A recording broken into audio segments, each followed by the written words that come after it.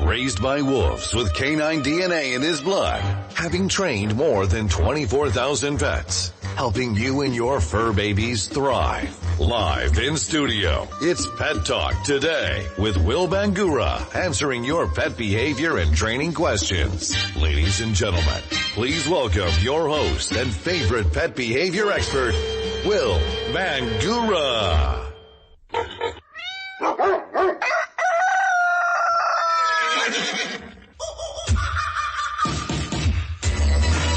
Good Saturday morning. It's the day after Good Friday. It's April 3rd. Thanks for tuning in and letting us be part of your Saturday morning. I'm Will Bangura, and you are listening to Pet Talk Today on 1100 KFNX, where we take your calls and answer your pet behavior and training questions each and every Saturday morning from 9 to 10 a.m. Do you have a crazy cat or an out-of-control dog that desperately needs some training and behavior help? Are you fed up with your pet not listening? Well, that's what we do here at Pet Talk Today. I'm here to help you deal with all of your pet behavior problems. Call me right now and learn how to correct those unwanted behaviors. Pick up if you're in Phoenix or the surrounding area. The number to call me at is 602-277-5369. That's 602-23 at 866-536-1100. Yeah, if you've got some issues going on with your cats, we'd love to hear from you. Whatever challenges or behavior or training problems you might be having, give us a call. Well, happy Saturday, Brittany. How are you? Good. How are you? I'm good. You excited about Easter? I'm very excited about Easter. I know. This is one of the nice things about the holidays is if you're on a diet, you get to get off the diet for that day, and calories don't count. They don't on holidays. Yeah. They're exempt. I think that's what happens. I'll take that. You like that they're exempt? Yes. Okay. All right. Well, today we're gonna be, and we really are, folks, because the last 2 weeks I said I'm gonna talk about, how, to having their nails trimmed. And the last 2 weeks we had some calls, and of course we got a little long-winded talking about how to desensitize your dogs and cats, because, a lot of people, I get a lot of calls, or it's not necessarily their first complaint about what's going on with their dog, but as you start to go through the list of behavior issues that people have that call us for help with training, fair amount of them, they have challenges clipping their nails. And this does not have to be that big of a deal. It really does not have to be a big deal. So we're going to talk about how to desensitize your pets so they'll do that. And if we've got time to get your dog desensitized and comfortable and used to wearing boots, because here in Phoenix, and hey, 90, at least by me, 97 degrees tomorrow for Easter. Yeah. April 4th, 97 degrees. So the sidewalks, the pavement in Phoenix and Arizona is going to be blistering hot very, very soon. And if you don't have protection for your dog's paws, they're going to get burnt. So what are we going to do? Do we just not take the dog out or what?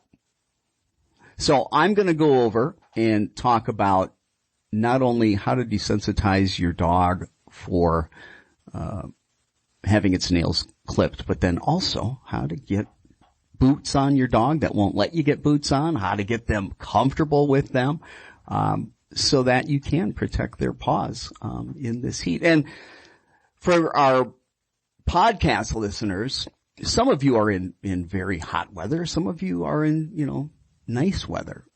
Some of you, this might be good for you for winter.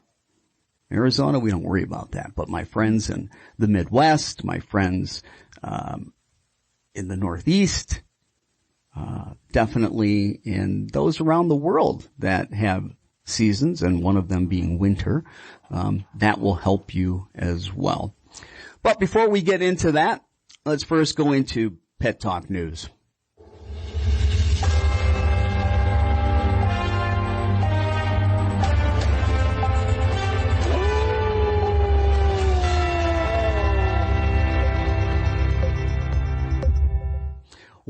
Well, the Biden's dog Major has turned out to be a major pain in the you-know-what for the president and the first lady.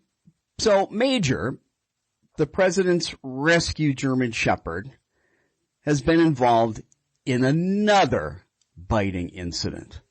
This time, it required medical attention.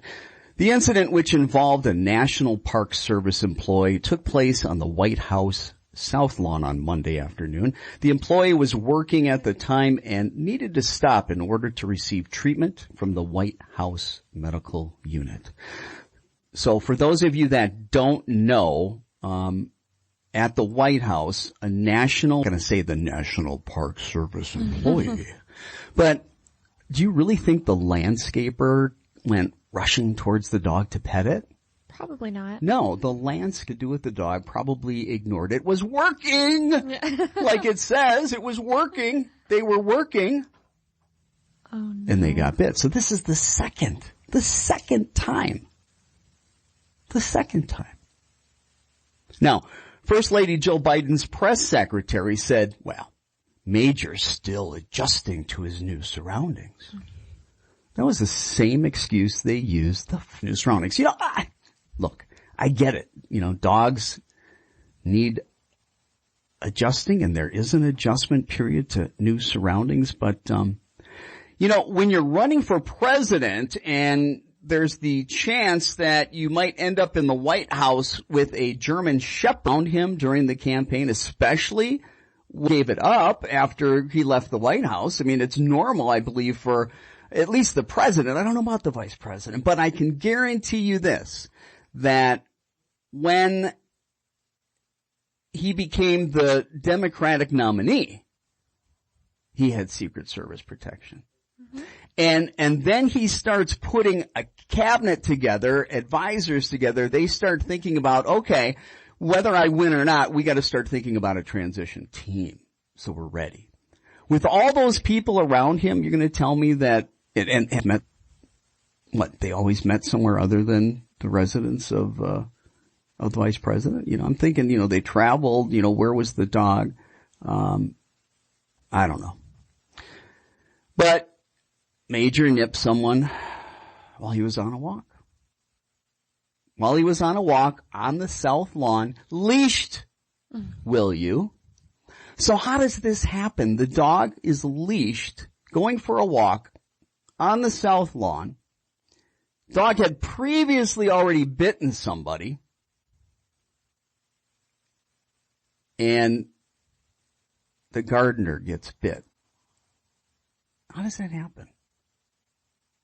How does that happen when the White House is saying, after the first bite, that the dog's receiving training? The dog's receiving training.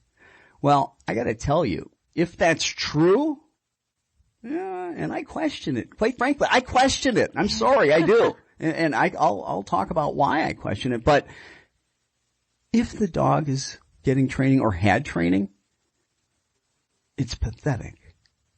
Who's training this dog? Who is this trainer? I want to know. I want to know who this trainer is. Because they're doing a horrible job.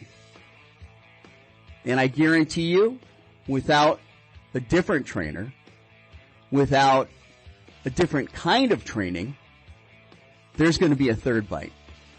We got to go to break. Don't go anywhere. We'll be right back.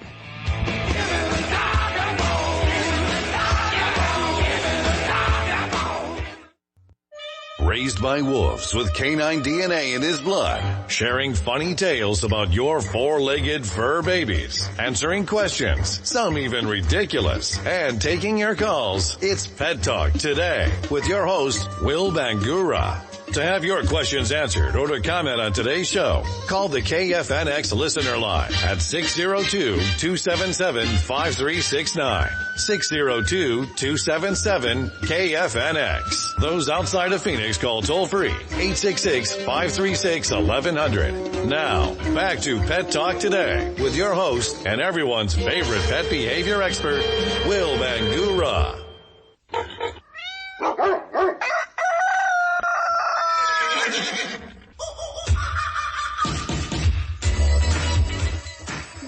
Welcome back, everybody. I am Will Bangura, and you are listening to Pet Talk Today here on 1100 KFNX, where we take your calls and answer your pet behavior and training questions each and every Saturday morning from 9 to 10 a.m.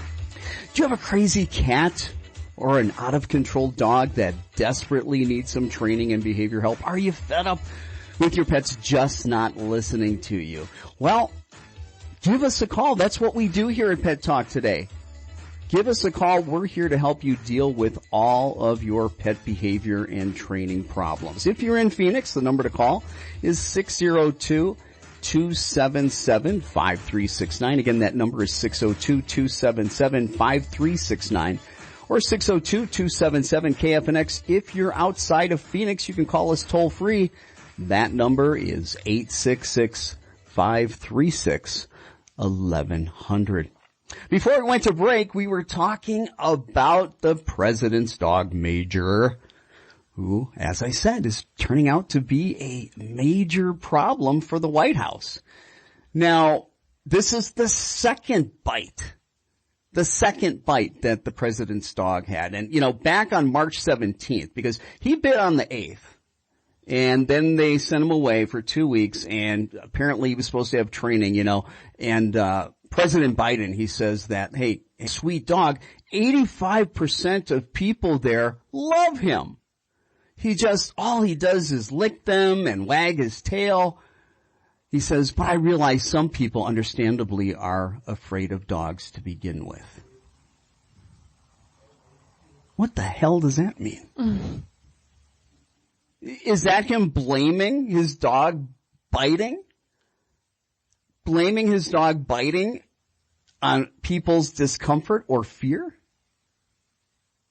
And 85% of the people are okay? Oh, I'm glad to hear that 85% of the people in the executive office are good because, there's 1,869 full-time employees in the executive office. So that means there's 200% that don't fall in that 85% that Major apparently loves. 280 of you, if you're listening at the White House, are in danger. And there's going to be a third bite. Mark my words. You're hearing it here on Pet Talk Today. Will Bangura is saying on April 3rd, there's going to be a third bite. Yep. Then maybe they'll get a real trainer. Maybe they'll get a real one. So we have a caller on the line. We have Erica in Phoenix. Erica in Phoenix, welcome to Pet Talk Today. How are you? I'm doing well. How are you? Well, I'm doing okay. How can we help you?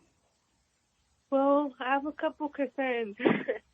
I have a blue-nosed pit, and recently he attacked my boyfriend and I. Mm-hmm. I had to get stitches on my foot, mm-hmm. and he had attacked my boyfriend on his leg and foot. Mm-hmm. And basically, we're really stuck in the middle of putting him down or not. Mm-hmm. We don't know if some training might help or neutering him. Mm-hmm. What do you think I should do? Well, the first thing I want to ask you, do you or your boyfriend have children, and are children ever in the same household as the dog? No, we don't have any children, but he does have a little brother. Uh-huh. And he does come over sometimes, but he loves his little brother. He loves playing with him. How old? He's 11. 11, okay. This dog of yours, I'm sure that he's not always aggressive, not always biting. I'm sure there are times when he absolutely loves you, right? Right. And you got bit. Right. And I'm going to rewind a little bit. You said that, he loves playing with him. Well, everybody's at risk of getting bit. If the adults can't keep themselves from getting bit, there's no way we're going to keep the kids from getting bit. I've been doing this a very long time. At Phoenix Dog Training, my company, 90% of the training we do is with very aggressive dogs. Okay. Now, how long have you had this dog? He just turned 3 years old last week. Okay. How's the dog's health been? He's good. The only thing is he's not neutered, and we're not sure if that's one of the main reasons why he's so aggressive. No, that's not the main reason. So, at what age did you get him? Probably like a month. He was about a month old? Yeah. 4 weeks of age? Yeah. Where did you get him from? I got him from a family friend. He had a whole litter of pit bulls, and I just got him from him. Did you see the mom and dad of your dog? Yeah, I did. What was their behavior like? They were fine. Like, they kept them in a separate room, so like they wouldn't try to be aggressive if we like touched the litter. And they were fine. They were aggressive. Okay. Is this the first time you and your boyfriend have been bitten by this dog? Yeah, and we have heard so many scenarios that once he tastes our blood, he's gonna want to keep. That's an old wives' tale. Craving the blood. I don't know if that's a myth. That's a myth. It's an old wives' tale. Difficult. Now, what was the situation? What was going on at the time you and your boyfriend got bit? So I was pretty upset that I was crying about like something really small about my credit card, and I think he felt that I was stressed and crying, and he thought my boyfriend was the one who like pushed him over out of my way, and he like got onto my foot, like he got onto my shoe. Who, your dog? And that's when I called my boyfriend. I was like, hey, I think he's attacking me. And right when like my boyfriend came over and took the dog off of him, he tried to attack me again, which he did, and he got my skin from my foot. Yeah. And he like ripped the skin off. And my boyfriend tried to control him, and he couldn't. He bit his arm and his leg. Yeah. How bad? How bad were the bites? What was that? How bad were the bites? I had to get 2 stitches on my foot, and my boyfriend didn't need any stitches, but he was pretty much losing a lot of blood from his arm that had to take him to the hospital because he thought he was going to faint. Okay. So there's no easy answers. That's the first thing. Anybody that has an aggressive dog, the first thing that they need to understand, there are no quick fixes. There are no easy answers. And beware of trainers out there that are going to tell you that they can get this resolved quickly. That all you need is 4, 6 private lessons, or you can bring your dog to a reactive dog class, or the worst, send your dog away to boot camp for 2 weeks. Okay? Now, that attacks its owner, that's the most difficult type of aggression to be able to work through with their dog. And the owner has to be the one that works through this with their dog. But when your dog is scary, and you've got to do work to be able to get this resolved. It can be done. But there are other considerations before we even talk about, and one of those considerations that I talk to and tell everybody is that they need to think long and hard if they're going to have children, if there are going to be kids coming into the home, because that's the most dangerous thing. Hold on the line, because I've got to go to news, but I want you to stay on the line. We're going to talk more about this because this is a dangerous thing, and we don't want you getting hurt. We don't want your boyfriend getting hurt. We don't want anybody getting hurt. So stay tuned. We'll be back in just a few minutes. raised by wolves with canine DNA in his blood, sharing funny tales about your four-legged fur babies, answering questions, some even ridiculous, and taking your calls. It's Pet Talk Today with your host, Will Bangura. To have your questions answered or to comment on today's show, call the KFNX listener line at 602-277-5369. 602-277-KFNX. Those outside of Phoenix call toll free 866-536-1100. Now, back to Pet Talk Today with your host and everyone's favorite pet behavior expert, Will Bangura.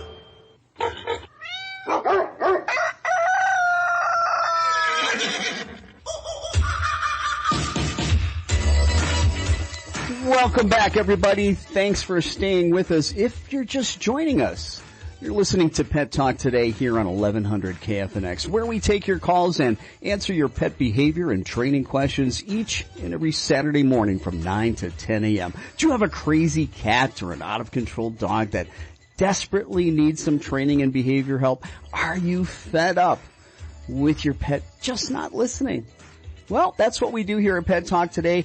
Give us a call. We'd love to hear from you. If you've got a problem dog or cat, the number to call me here at, if you're in Phoenix or the surrounding area, that is 602-277-5369 or 602-277-KFNX. Those outside of Phoenix, you can call me toll free. That number is 866-536-1100. Before we went to news, we were talking to Erica, and Erica has one of the most heartbreaking problems that you can have with a dog, and that's when your dog is aggressive towards you. Erica, you still with us? Yeah, I'm here. Okay. As I was saying, you have, before we went to news, you have to take into consideration some other things before you even think about treating the dog or what you're going to do for the dog. Are you going to have children? Are you planning on having children? That's my question to you, Erica. No, not at the moment. What does that mean? What's your time frame if you would have them? Probably like 5 years. 5 years? And how old's this dog right now? 3. 3? So the dog would be 8. Chances are, unless the dog was sick with something, your dog would still be alive at 8. The difference is that it's going to probably have some arthritis, probably have a few little aches and pains. Could have a thyroid at that age that starts to slow down, and so it could have some tiny bit of hormonal imbalances. All things that would make aggression worse. More stubborn, more territorial. So, I'm pretty adamant about if somebody has a dog and they truly think and want to have children, and we start looking at the calculations, if that dog's going to be around during the time frame of somebody wanting children, when it's a dog that attacks people, when it's a dog that attacks that the dog be rehomed at a minimum. Rehomed somewhere where there aren't going to be children. Rehomed somewhere where there's a very strong leader at home, where there's somebody that's a very skilled and seasoned dog owner who's done previous training with other dogs. Because the goal here, more than anything, and you tell me if I'm right or wrong, is not have to put this dog down? Yes, and it is that more important than the dog staying in your home? I really don't want to put him down. I know. So that's why. I know. And that's why I'm trying to throw out some things here that you need to think about. Euthanizing. Because here's the deal. How many more if this dog bites, or if it bites a kid before it ends up having to be put down? That's a real possibility. Okay? Dog's dangerous. I know it's a good dog in many, many, many ways. And that's the problem. That's the challenge. When we have our dog that we have and we love and it's part of our family and it's fantastic, many hours throughout the day, many days throughout the week, many weeks throughout the month, and even many months throughout the year, and then bam, we get nailed. We get bit. A lot of times when a dog bites an owner, there's a neurochemical imbalance that's not right in the brain. A dog should never be so afraid of their owner that it attacks them. It goes into fight or flight unless it believes there's a threat. Yeah, it sounded like maybe there was because it sounded like you were crying. And I don't know if he took it as a threat for him. Yeah, he did, because again, he took that as a threat. No dog goes into fight or flight unless they're afraid. There's no reason to go in fight or flight unless there's a threat, real or perceived. So the sound sensitivity, is we're talking about sound sensitivity. We're talking about impulse control. We're talking about the lack of impulse control. We're talking about a low tolerance for frustration. All things that go along with head aggression. And like I said, the problem is it'd be one thing if the dog was aggressive all the time. It's easier to make a decision on that. But when our own dog, that's wonderful, 95% of the time, is aggressive towards us, what do we do? First thing we have to do is we got to keep kids safe. And we have to keep adults safe. And we have to look at our lifestyle and we have to say, okay, what if this doesn't go away? What if this dog has a meltdown every year, once a year? What if it's once every 2 years? I don't know. We have to ask ourselves, what are we willing to live with, or what are we willing to give up? There are no easy answers. But we have to ask ourselves these questions before we even think about, should we? Because I can't tell you how many people that I hear about their kids getting mauled. It happens all the time.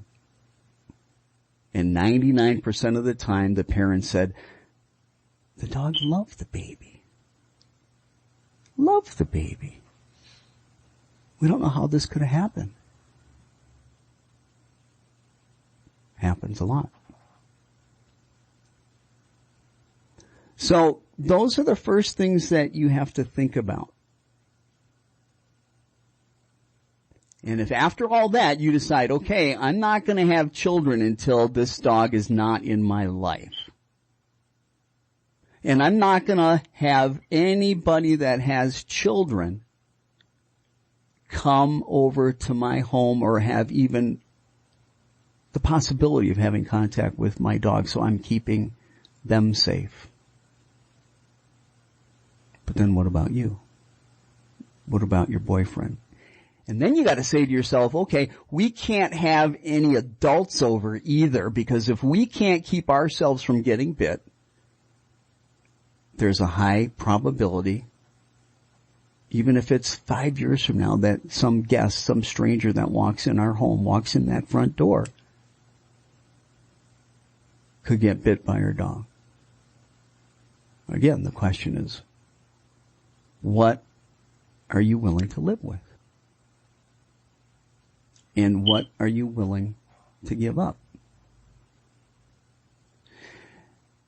And if you decide that you're not going to rehome this dog, then you absolutely 100% have to have professional training. Even some really good trainers are not going to be able to help this. So there's no way someone who's not a professional trainer, just an average everyday dog owner, is going to be able to handle aggression like this on your own. And you've got to also get your dog to a veterinarian and make sure there's nothing medically going on. Like I said, we specialize this at Phoenix Dog Training. We specialize in aggression. You can always give us a call or go to our website at phoenixdogtraining.com. But there is no answer in 2 minutes, 5 minutes, 15 minutes, a half an hour. Even if we spent 3, 4, 5 hours on the phone, I don't have an answer for you, because to rehabilitate a dog like that takes 6 months, if not longer. And there's a lot to it. A lot to it that there just isn't time to be able to go through each and every one of those steps. But I appreciate the call. I wish I could give you a quick fix here, but there is none. I've got to go to break. Go to our website, Phoenix Dog Training Call. We can help you if you decide that you're going to go ahead and we've got to go to break. We'll be back. Don't go anywhere in 2 minutes.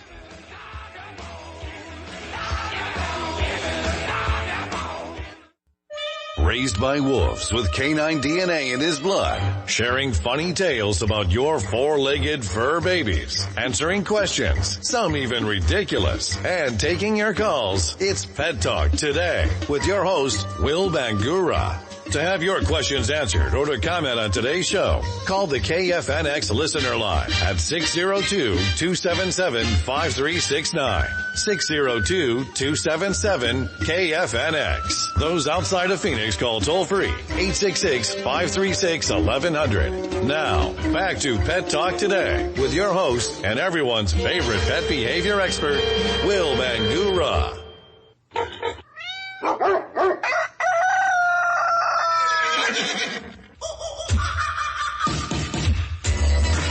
Welcome back. Thanks for staying with us. If you're just joining us, you're listening to Pet Talk Today on the Pulse of Arizona, 1100 KFNX. I'm Will Bangura. I'm your host. I'm here every Saturday morning from 9 to 10 a.m. taking your calls and answering your pet behavior and training questions. Maybe you've got a dog. Maybe you've got a cat. You're frustrated. They're just not listening. You've tried everything. It's not working. And you desperately need some help. Well, give us a call. We'd love to hear from you and answer your questions and help you with any behavior or training problem you may be having with your pet. If you're in Phoenix or the surrounding area, the number to call is 602-277-KFNX. That number is 602-277-5369. Those outside of Phoenix, you can call me toll-free. That number is 866-536-1100. Well, I don't want to go a third week and not come through with how to desensitize your dog and your cat to have their nails clipped. So the first thing we want to talk about when it comes to getting your dog or your cat comfortable with getting their nails clipped, stop trying to clip all of them at the same time. That's the first thing. If they're not comfortable with having one toenail clipped, what makes you think that they're going to be comfortable with the other 19? Okay? That's if they don't have dew claws. Yeah. All right. So the first thing that I tell people is you need to break this down and get your dog or your cat comfortable with getting one toenail clipped a day. Now, we live in America. Americans aren't patient. Slow down. What do you want? You want to do the work or do you want the frustration? Okay? This is going to take you a minimum of 20 days because you're going to be clipping one nail a day. You are going to go ahead and smear some peanut butter on your wall if you have semi-gloss paint. If you don't have semi-gloss paint, I don't want you calling me and complaining. Put some clear packing tape on the wall at your dog's nose, mouth level. And you're going to smear some peanut butter there, a good amount, so that your dog can be busy doing something else while you're clipping that one stinking nail. Mm-hmm. And have something good and yummy that it can associate with you clipping that one nail. This is the highlight of the dog's day. It's getting peanut butter. Okay? You're going to pick up one paw, you're going to get that clipper on that one nail, clip, and you're done. And then get excited. Yay! Was that fun? Was that fun? Oh my God, that was great. That was fantastic. And hopefully your dog's wagging his tail going, I thought that was pretty good. That wasn't bad at all. It wasn't bad at all. That's what we're hoping for. However, if you can't even do that, you may have to slow down some more. You may have to start with just showing the clipper, the nail clipper, just picking it up, showing it to the dog, and tossing a piece of chicken or steak. Then pick it up, show it to the dog again, toss another piece of chicken or steak. Maybe you've got to take that clipper and you got to put some peanut butter on the clipper and let them lick it off of that clipper. Maybe you need to do that for 20 days. I don't know. You know how you're going to know how fast you get to go through this? Where's the resistance? If you're met with resistance, you have gone too quick, too soon. That's with desensitizing anything. The minute you get resistance, is it your dog's fault? Nope, not at all. It's the trainer's fault, whether it's you or a professional trainer. The minute you get resistance, if you know what the problem is. Now, if you don't know that the dog's got issues with its toenails being cut and you get resistance, well, no, it's not your fault. But when you know you've got a dog that doesn't like to get its nails clipped, or if you've got a cat that doesn't like to get its nails clipped, and by the way, you cat people, you kitty people, a little bit of tuna. A little bit of tuna. Okay? Get a stool or a chair. Well, no, it's going to be a little stool. Chair works for the dog. It won't work for the cat. Unless you put the cat up on a platform. Give them a bowl of tuna. While they're munching on that, you're picking up the paw. One clip. You're done. Get rid of the tuna.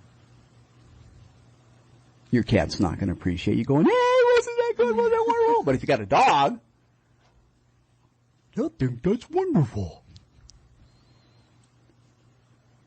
One toenail at a time. And if that's too much, just showing the clipper.